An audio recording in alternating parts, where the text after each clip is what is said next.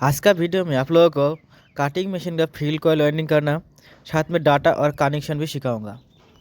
तो पहले जान लेते हैं कि जब काटिंग मशीन का फील्ड कॉइल ख़राब होता है तो उसमें क्या क्या प्रॉब्लम देखने को मिलते हैं। ठीक है, पहले प्रॉब्लम तो ये हो सकता है कि मशीन में लाइन ही नहीं आएगा। दूसरा, कुछ भी काटने पर ज़ोर से बिजली का झटका मार सकता है। तीसरा, कार्बन लाइन में बहुत फर आवाज़ और बहुत तेज़ी से आग देखने को मिल सकता है। चौथा, कभी कभी मशीन बहुत गर्म भी होते हैं। नेक्स्ट स्टेप होता है आपका इसका पुराना कॉयल को काट के इसे पेपर डालना होता है। ठीक है, तो इसके लिए आपको चाहिए नॉमिक्स पेपर 7 नंबर, और पेपर का साइज़ होगा आपका स्टेटर जितना बड़ा होगा उससे 6 mm ज़्यादा चाहिए आपको, और लंबाई में चाहिए आपको 12 सेंटीमीटर यानी कि 120 mm। तो देख सकते हो कि मेरा ये जो स्टैंपिंग है इसका चौड़ाई है 46 mm।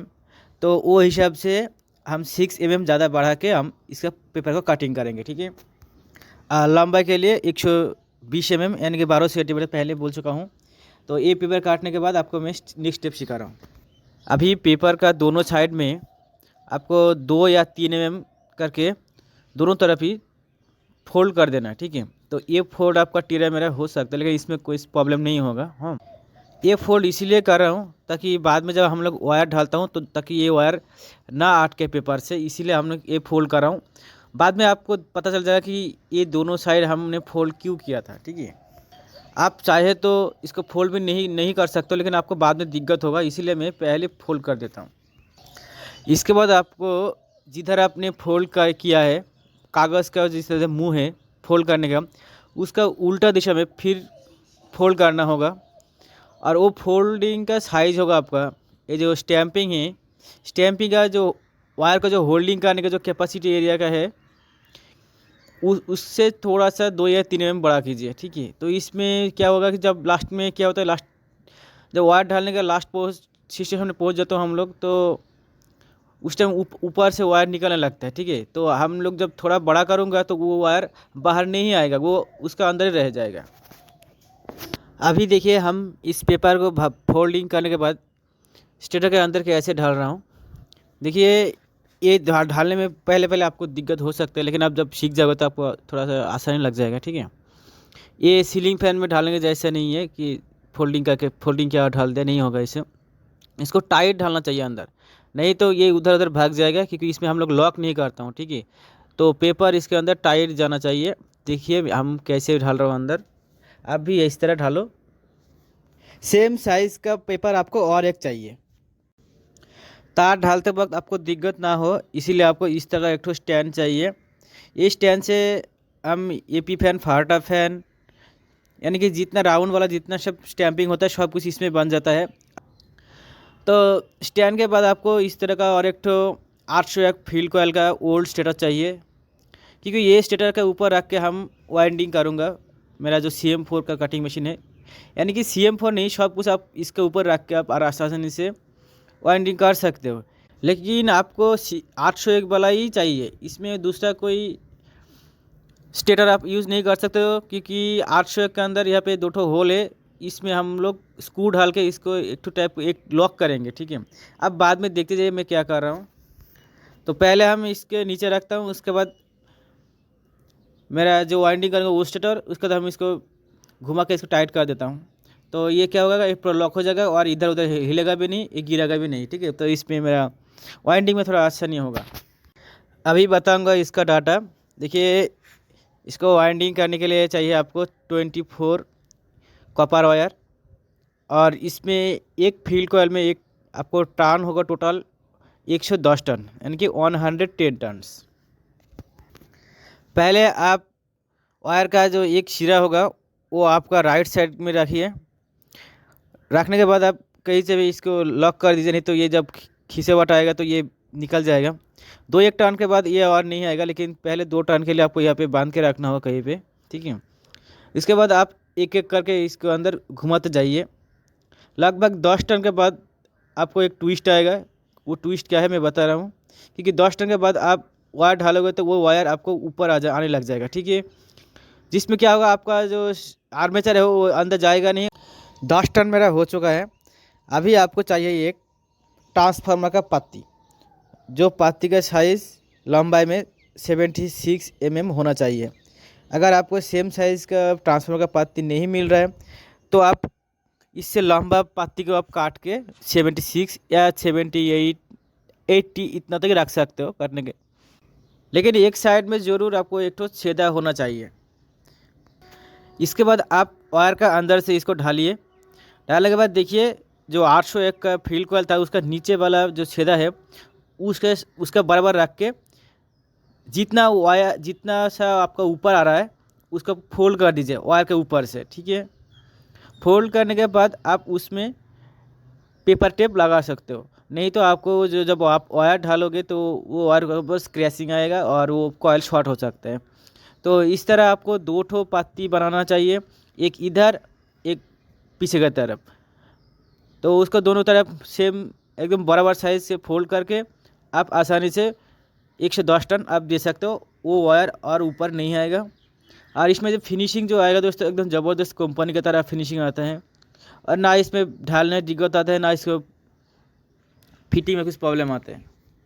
नीचे वाला स्टेटर का होल में स्क्रू टाइट जाए ऐसे आपको 2 स्क्रू आपको चुनना होगा, जिसके मदद से आप इसको पत्ती को टाइट कर सकते हो। अगर टाइट भी ना भी हो तब भी चलेगा। इसका मेन मकसद है कि ये पत्ती ऊपर ना उठ जाए, इसीलिए हम लोग ये स्क्रू मार रहे हो यहाँ पे। दोनों साइड स्क्रू डालने के बाद हम इसका जो जितना बाकी ये वाइंडिंग है हमें कंप्लीट करूँगा। और लास्ट में आपको एक ठो चीज़ दिखाऊंगा। तो हम एक ठो कंप्लीट करने के बाद और एक ठो नहीं दिखाऊंगा क्योंकि वीडियो बहुत लंबा हो जा रहा है, तो एकदम सीधा हम लोग कनेक्शन में चला जाऊंगा। अभी आप लोग को एक ठो चीज़ दिखाता हूँ। देखिए मेरा इसमें 100 टन हो चुका है, तो अभी और 10 टन बाकी है।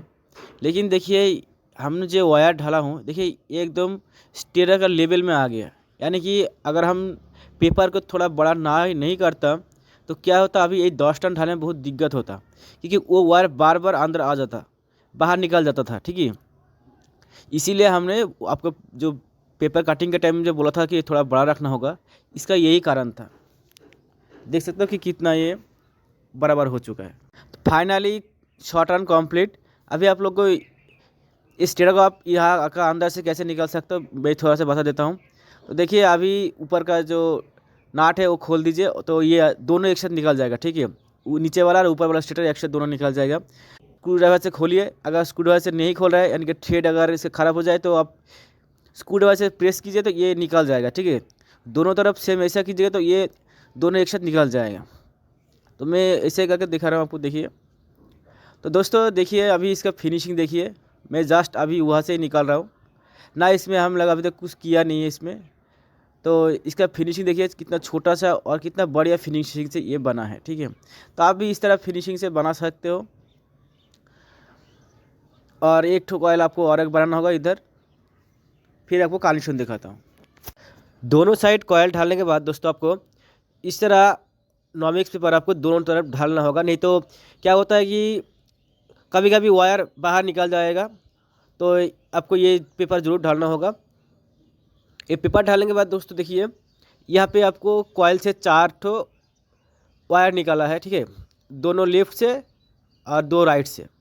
तो आपको जो लेफ़्ट वाला होगा दोस्तों, मतलब आप लास्ट में जहाँ पे ख़त्म किया है वहाँ पे आपको कार्बन लाइन जुड़ेगा। तो पहले आपको इसका जो 4 ठो वायर है, ये वायर का इंसुलेशन आपको हटाना होगा। आप सोल्डरिंग करना चाहते हो तो आपको इसको चाकू से इसको पॉलिश को हटाना होगा, और आप वेल्डिंग करना चाहते हो तो आपको इसका जो इंसुलेशन है इसको जलाना होगा। ये आपको कंपलसरी है। वायर का इंसुलेशन हटाने के बाद आपको 4 ठो वायर लेना होगा। 2 वायर होगा आपका छोटा छोटा और दो होगा बड़ा। जो 2 बड़ा होगा दोस्तों वायर, वो वायर आपको बाहर की तरफ आएगा, यानी कि आपको स्विच में और लाइन में जाएगा। और 2 छोटा छोटा जो वायर है ये आपको कार्बन लाइन का स्प्रिंग के साथ जुड़ेगा, ठीक है। पहले हम 2 कार्बन लाइन का वेल्डिंग करता हूँ, देखिए। तो दोस्तों देखिए कार्बन लाइन का तो वेल्डिंग हमने कर लिया। अभी देखिए अभी ये जो बड़ा वाला वायर है आप इसके साथ यहाँ से जोड़ के इधर भी घुमा सकते हो, या तो आप ये वाला वायर को अंदर से बाहर निकल के उस तरफ भी आप कनेक्शन कर सकते हो। तो मेरे हिसाब से वही अच्छा लगता है। उसमें क्या होता है, वायर को बाहर निकालने में बहुत आसानी होता है। ठीक है, तो ये वाला आपका कार्बन लाइन हो गया और ऊपर से वो हो जाएगा आपका फील कॉइल का स्विच और लाइन का कनेक्शन। ठीक है, तो आप लोग, हम जो करने जा रहा हूँ आप उसको फॉलो करिए, तो आपको इसमें कुछ प्रॉब्लम नहीं होगा। मैं क्या क्या करते जा रहा हूँ देखिए। अगर दोस्तों मानिए ये कनेक्शन करने के बाद भी आपको मोटर में या मशीन में फायरिंग मार रहा है, यानी कि पहले जैसे ही फरफर आवाज़ आ रहा है, तो आप कार्बन लाइन को घुमा सकते हो। यानी कि आप जो लेफ़्ट से राइट में लाए थे वो आपको नहीं करना है, आपको लेफ़्ट से लेफ़्ट ही रखना होगा। ठीक है, तो आप बोल सकते हो भाई तो तुम तो अभी अभी बोला कि लेफ़्ट से राइट आएगा। तो देखिए भाई क्या होता है कि कभी कभी 100 के अंदर 95 तो सही कनेक्शन इसी में हो जाता है। 5% क्या होता है कि आर्मीचर जो होता है ना वो उल्टा दिशा में उन लोग वाइंडिंग करते हैं, तो इसके वजह से हम लोग को वो घुमाना पड़ता है। और मान लीजिए इसके बाद भी अगर आपको फायरिंग आ रहा है तो आपका आर्मीचर 100% ख़राब है, तो आप आर्मीचर भी बदल दीजिए, तो आपको वो जो सॉल्यूशन है फायरिंग का वो 100% ही ख़त्म हो जाएगा। आप लोगों को मैं एक रिक्वेस्ट करूँगा कि फ्यूल कॉइल बनाने से पहले आर्मीचर को एक बार ज़रूर अच्छा से चेक करना चाहिए।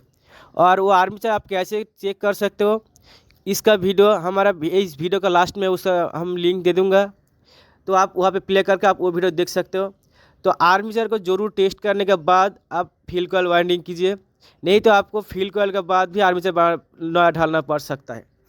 तो उस सिचुएशन में क्या होगा, आपको कस्टमर से आपका थोड़ा बातचीत हो सकता है, थोड़ा झगड़ा हो सकता है, क्योंकि आप तो फ्यूल कॉइल का पैसा मांग लोगे और फ्यूल कॉइल के बाद अगर आर्मीचर भी डालोगे तो आर्मीचर का कीमत लगभग 350 से ऊपर होता है एचबी का कॉइल।